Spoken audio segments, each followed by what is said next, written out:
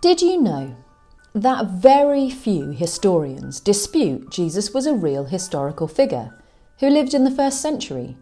They don't dispute that he was crucified by the Romans or that his body was put into a tomb.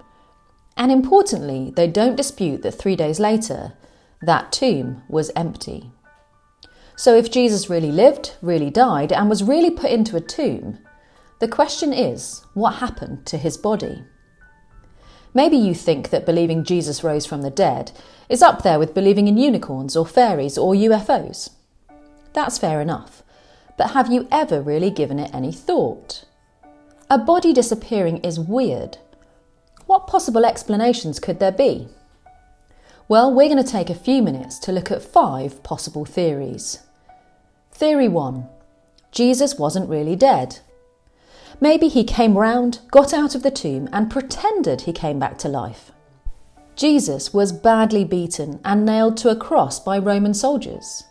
They knew what they were doing. There isn't a single report of anyone ever surviving crucifixion. It was a brutal and horrific way to die, and it was very effective.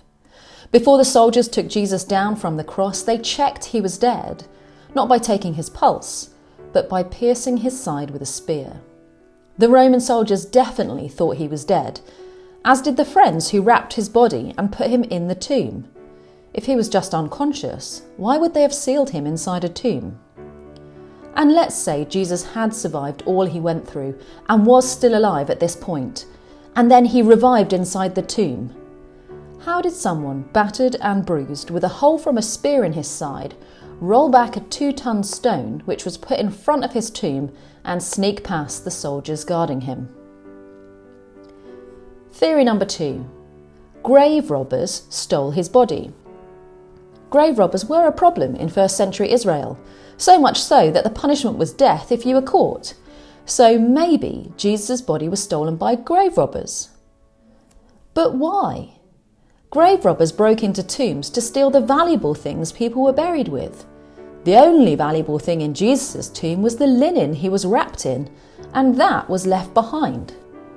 The body was gone, but the expensive linen wasn't. So if the grave robbers took his body, they were pretty incompetent, leaving the valuable stuff behind. But also, think about it. If the punishment for grave robbing is death, why rob a tomb that is guarded by Roman soldiers and has a huge stone sealing it? That's surely a tomb to stay away from. Theory number 3. Jesus' enemies stole the body. Maybe the Jewish leaders who wanted Jesus dead stole the body to stop the spread of Christianity and to stop the tomb becoming some kind of holy shrine for people to visit. That makes sense, but as soon as people started saying Jesus had risen from the dead, the best way to squash those rumours and prove he hadn't would have been for them to simply produce the body. But they never did, because they didn't have it. Let's be honest, the enemies of Jesus needed a body to prove he was dead. They gained nothing by taking it, so why would they? The 4th theory? Jesus' disciples stole the body. Maybe they took his body to make everyone think he'd risen from the dead, so that Christianity would take off and the disciples would be really important people in the founding of a new religion. All they had to do was keep quiet about the massive lie of Jesus rising from the dead. But there's 2 problems with that. Problem 1, how did they get past the guards to steal his body?